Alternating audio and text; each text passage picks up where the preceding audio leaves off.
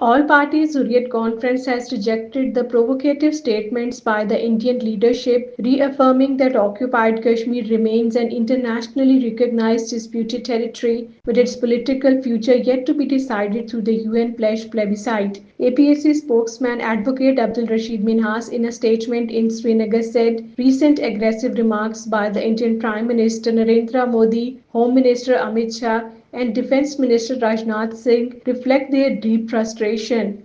A 55-year-old woman identified as Hanifa Begum was martyred after being deliberately hit by a vehicle of the Indian Central Reserve Police Force in the Chatru area of the Kishtwar district. She died on the spot. The incident sparked widespread outrage among the local residents who staged massive protests demanding strict action against the responsible CRPF personnel.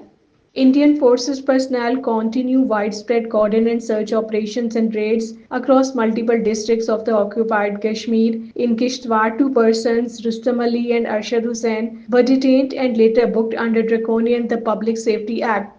The body of a retired Indian paramilitary soldier was found under mysterious circumstances inside a water tank in the Surankoch area of the Punch.